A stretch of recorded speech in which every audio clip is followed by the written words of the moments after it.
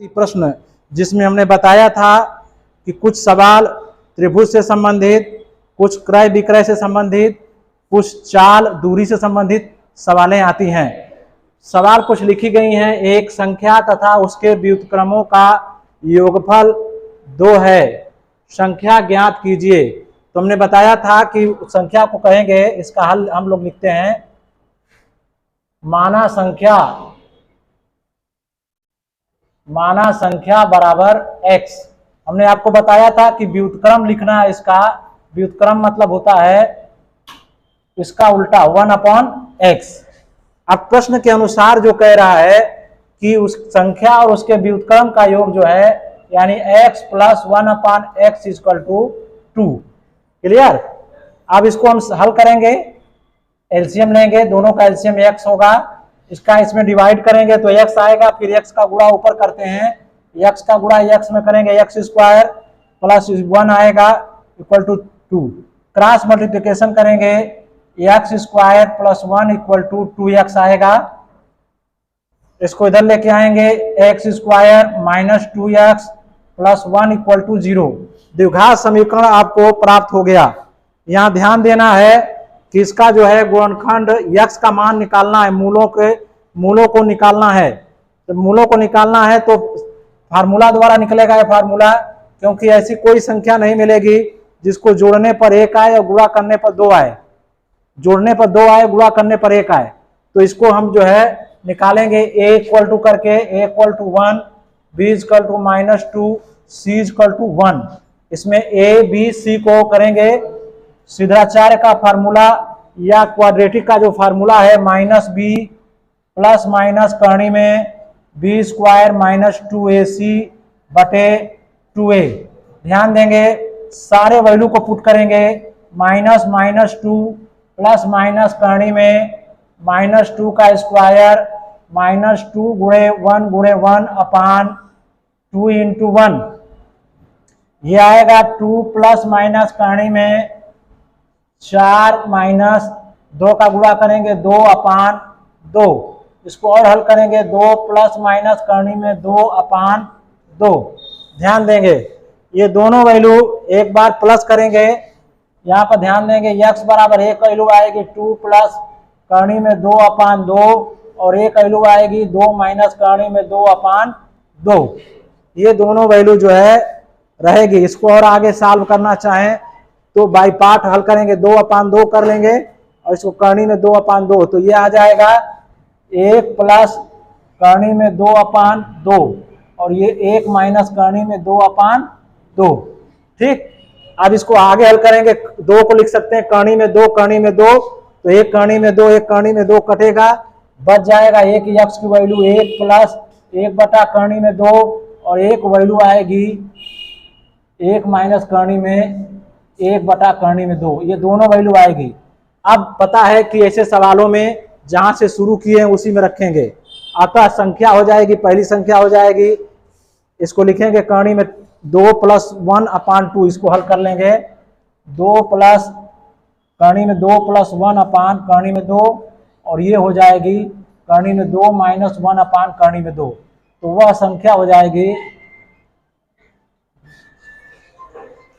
ध्यान दो सभी लोग, वह संख्या इसमें रखेंगे हम, संख्या हो जाएगी, एक संख्या हो जाएगी करणी में 2 + 1/2 और उसका व्युत्क्रम निकालना होगा तो इसको जो है, और ये संख्या ये भी हो सकती है, ये भी हो सकती है, दोनों संख्या हो सकती है। ठीक है। अब यहाँ पर देखा जाए अगला जो सवाल है इबारती प्रश्न पर आधारित, 2 क्रमागत प्राकृतिक संख्याएं ज्ञात कीजिए जिनके वर्गों का योगफल 421 है। ध्यान दीजिए 2 क्रमागत प्राकृतिक संख्या बता चुके हैं कि माना प्रथम प्राकृतिक संख्या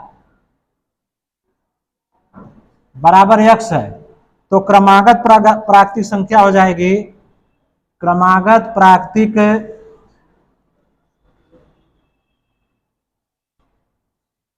संख्या हो जाएगी x + 1। प्राकृतिक संख्या जब लिखना होगा तो x + 1 लिखेंगे, सम संख्या विषम संख्या लिखना होगा तो x + 2 x + 3 करते जाएंगे। कह रहा है कि जिनके वर्गों का योगफल, यानी इसका वर्ग और इसका x प्लस 1 का वर्ग बराबर 421। अब इसको करेंगे, वर्ग करेंगे, कैसे करेंगे, x square plus x square plus 1 plus 2x बराबर 421। ठीक, ध्यान दीजिए। अब ये हो जाएगा 2x square plus 2x plus 1 minus 421 बराबर 0। 2x square plus 2x minus 420 equal to 0 हो गया। अब देखिए 2 का भाग सब में दिया जा सकता है, दिया जा सकता है। X square plus x minus 210 बराबर 0।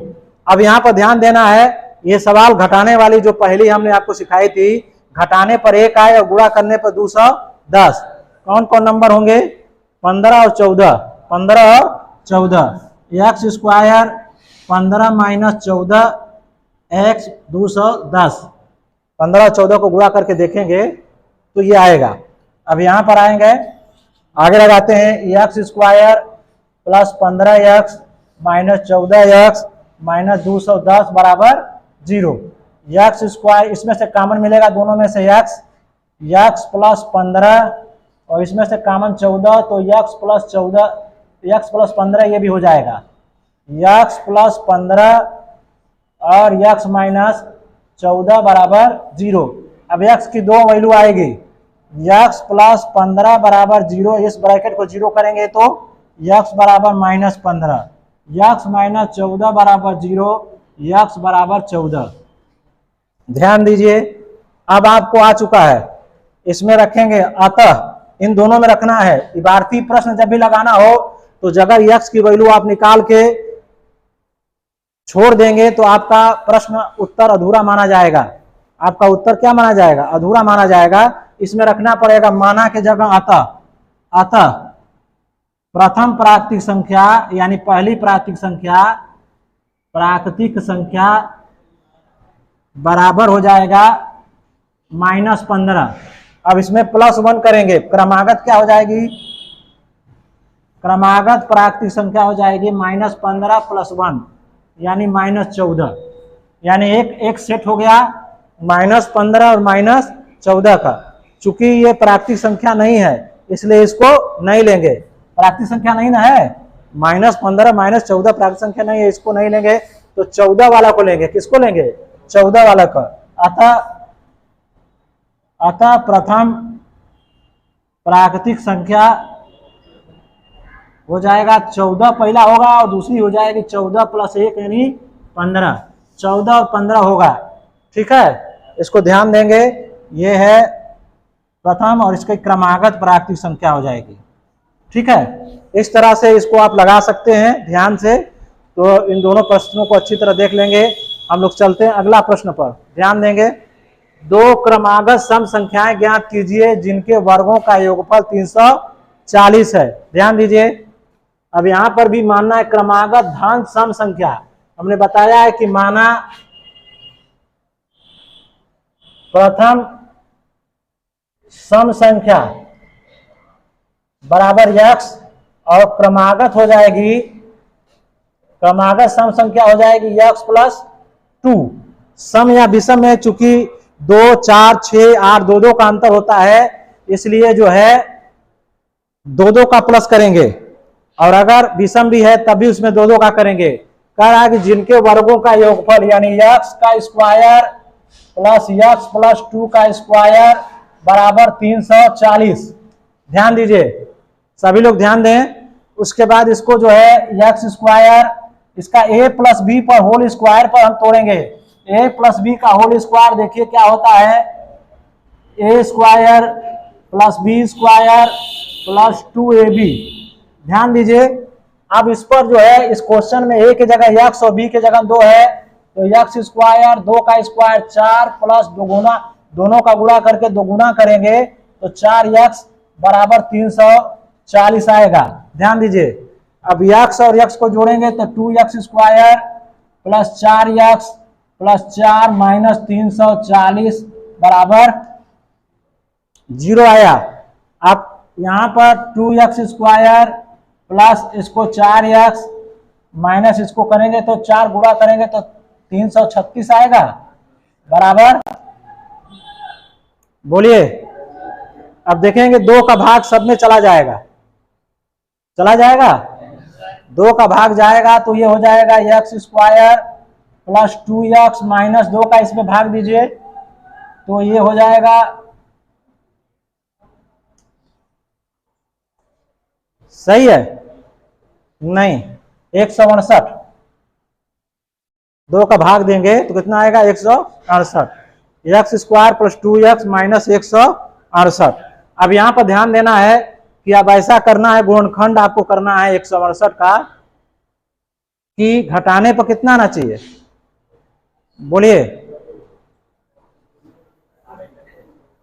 घटाने पर 2 आना चाहिए और गुणा करने पर 168। कौन कौन नंबर होंगे, यहां पर गुणनखंड करके देख सकते हैं 168 का, 168 का 2 से करेंगे तो कितना आएगा 8 और 4, बोलिए, फिर 2 से करेंगे तो कितना आएगा 4 और 2, फिर 2 से करेंगे कितना आएगा 21, फिर 7 से या 3 से 7 और 7 से 1, ठीक है।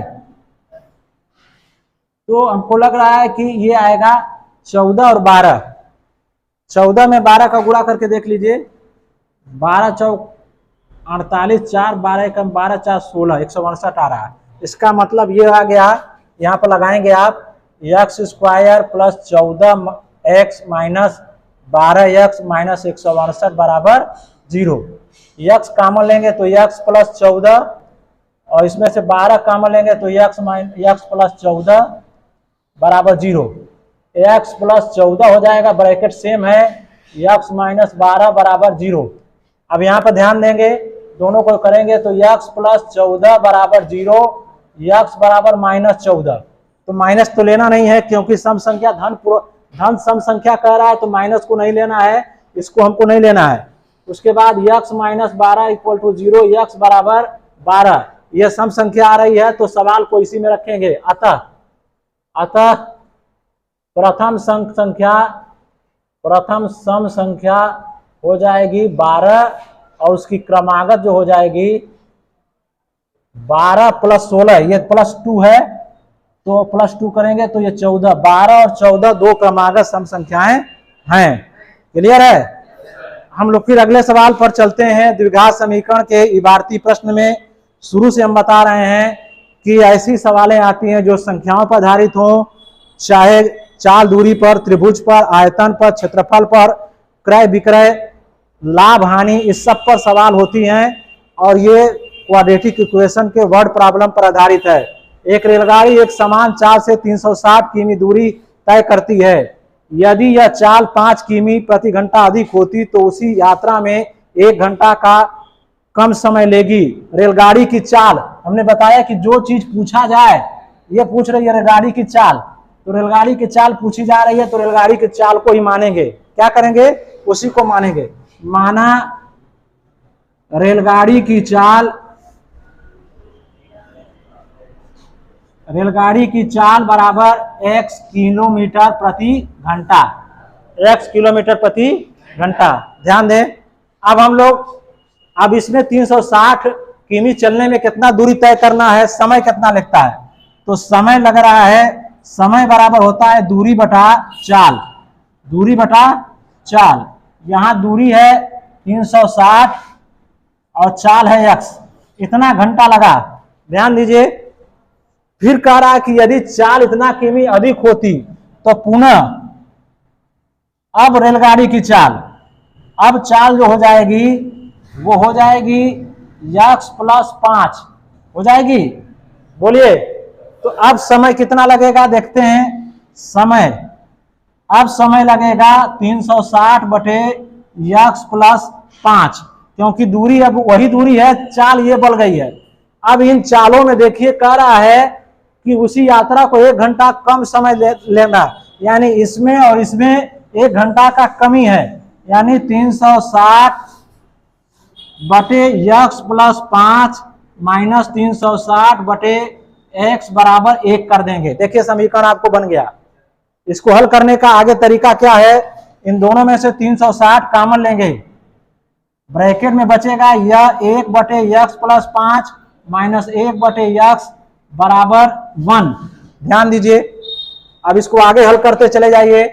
360 ब्रैकेट में एलसीएम लेंगे x प्लस 5 और x लेंगे, उधर हो जाएगा 1, यह आ जाएगा x माइनस x माइनस 5, इसको गुणा करेंगे इसमें तो यह आ जाएगा x, ये कटा, इसको ले जाएंगे गुणा करेंगे तो x प्लस 5 बराबर माइनस 5 गुणे 360, क्योंकि माइनस 5 बचा ना, देखते रहिए। अब ये x स्क्वायर प्लस 5x, अब इसका गुणा करते हैं, ध्यान दीजिए, इसका गुणा करेंगे तो कितना आएगा, प्लस हो जाएगा, इधर 5 का गुणा 0, 5 6 30, 0 3 5 15 3 18 बराबर 0। देखिए ध्यान से, अब इसका गुणनखंड करना है, क्या करना है, गुणनखंड करना है, ध्यान देंगे आप, इसका गुणनखंड करना है तो इसको ऐसा गुणा करना है कि जोड़ने पर क्या है, 5 आए,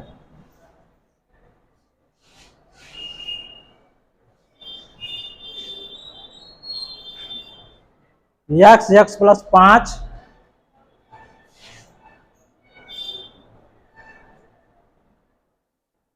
जोड़ने पर 5 की घटाने पर 5, यहां पर फॉल्ट, देखिए ध्यान से,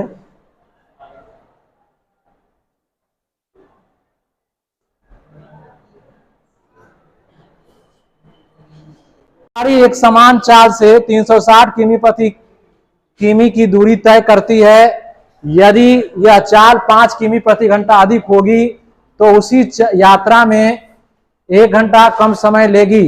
रेलगाड़ी की चाल ज्ञात कीजिए। तो लिखेंगे, इसमें देखेंगे, माना रेल गाड़ी की चाल बराबर x किलोमीटर प्रति घंटा। ध्यान दीजिए, तो आप देखेंगे 360 किलोमीटर चलने में समय कितना लगता है, समय बराबर 360 बटे x, क्योंकि समय बराबर दूरी बटे चाल, ये होता है। पुनः अब जो है